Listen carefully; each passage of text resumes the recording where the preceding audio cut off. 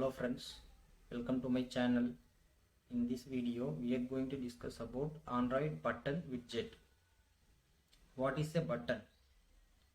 Button is a subclass of a view.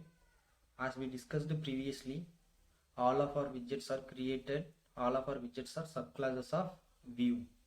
So this button is also a subclass of view. It is a widget. So what is the use of this button? In our Android application, right, we want to perform any operation after user interaction, we have to track that user interaction first. For example, in our Facebook application, we have a sign in option or sign up option. When we tap on that sign in option, first that application is listening for that user input, and then it is going to that operation, sign in operation, whether it is sign in operation or sign up operation. It is allowing user to sign in or sign up. So at first we need to listen for that user interaction, right? User action, whether click action or tap action, we have to listen for that. So how to listen for that action? That is where button widget comes in. Okay, let's get into the code first. I'm going to create one simple application with one button. I'm going with this button sample layout. In this layout, I'm going to place only one button widget. So this is the button. Okay, so what is the width of that button? I'm going to give wrap content. So whatever the content, whatever the text I am giving inside of that, so it will fit automatically. I mean, it will adjust with automatically. And height also a wrap content. By default, it is taking theme Android, by default Android theme color. So that is why it is showing in some purple color. Okay, now I'm going to give some text for that button. For example, sign in button. It is a sign in button. So I am showing sign in option here. Close this tag. If you want, you can add even more properties to your button. For example, here our button is taking some purple color, right? I wanted to change the color to red one. So background. Two option is there. Prior to API 11.21 we have to use button. I'm using more than 21, so I'm going with button tint option to change background color. Button tint at Android color slash some red color, dark red. Okay, see our button color changed to red color. Now all of our text inside that button it is in uppercase.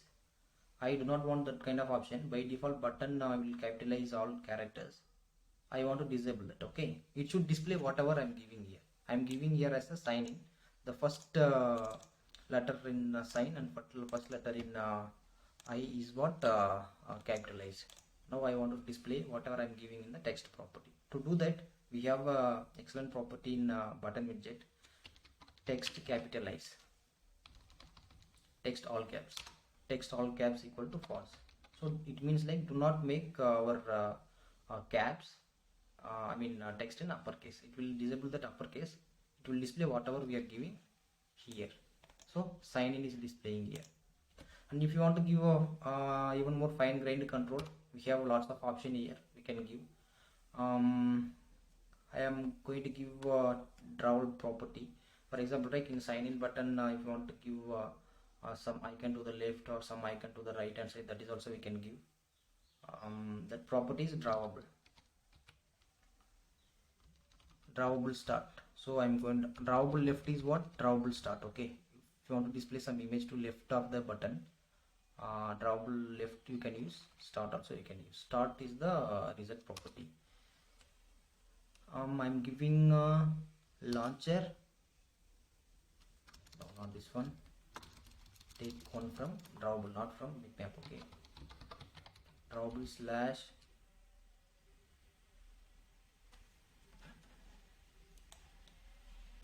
I think this button image is very big. Let's create one button image, very simple button image. Okay, let's go to source file, main file, the source file, drawable, new image asset,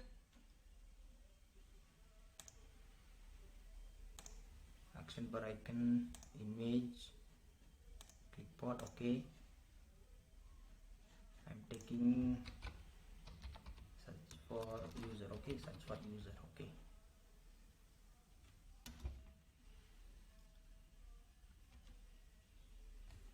search for account.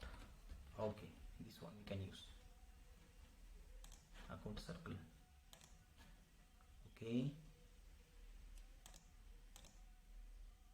this is going to be a white color. Click next and save it under drawable file.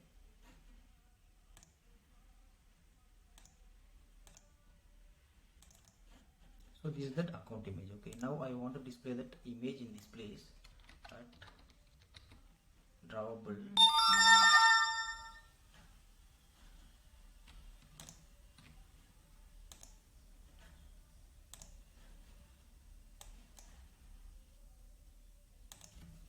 Drawable start is not working. Drawable left. See, it is displaying. So here I'm giving some image to the left of the text in a button. So in this way you can give. If you want to move this to the right hand side instead of left, give right, so it will be displayed to the right of that text area. Okay, this is how we can give properties for button, and this is all about a visual design. Okay, what if you wanted to listen for user action here? So just do one thing. We have two options. One is applying on click property in XML. On click property, we are not going to use this option. Okay, we have two options. One is applying on click property in XML, and another one is applying on Java code.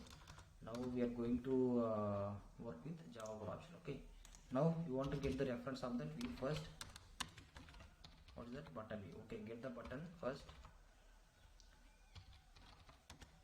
Get the button and apply to click listener, and third one, do your operation. Now what we have to do, we have to get reference for the button, so we need to give some unique identifier. Okay, that we can give using ID property. Every view is having some unique ID, customizable ID you can give. ID, this is at plus ID. At plus ID in the sense ID we are going to add. Okay, name this as sign in button. So this is what ID for that button. Now you have to get this button, right? How can we get that button? That is in the layout file. You can use find view ID property. It will simply find that ID using find a view by using its ID. Okay, so what is the type of that view? I'm going to find a button, and what is that ID? R dot ID dot sign in button we are going to find. So save that button in a variable sign in button. Okay, this is what sign in button. Now we have got the sign in button. Now we have to apply the click listener or tap on listener. We have to register for that button. Okay, without the click listener this button will not respond to you. So if you have to give a click listener, just type that button name, sign in button dot, we are going to set one on click listener. So on click listener we have here. Now what will happen when user tap on that button, this sign in button, we will get a trigger in this place. Okay, everything is already pre-built one. If you have not registered this listener, it will not give. If you have registering for this listener, right, when user tap on click action, okay, this is specifically to click action. When user taps on click action, it will give control here, and we can give our operation there. This is what our operation. So for example, here I am going to simply display one message to user. Toast dot make text of this, and what text? Simply button clicked. Okay, button clicked, and what is the length of that? Length long dot show. So say simple overview, guys. Here we have created one button with an height and text, some background color we have given, customization we have added, and some images we have added. Okay, and now in the Java code we are getting reference to the button, and we are registering for on-click listener. When user taps on this button, this message we are going to show in a simple manner. Okay, let's run the app and see what is the outcome.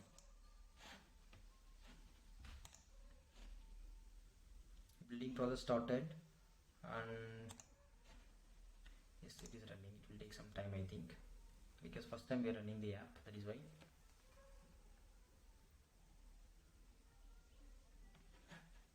And in the meanwhile, we'll check for other properties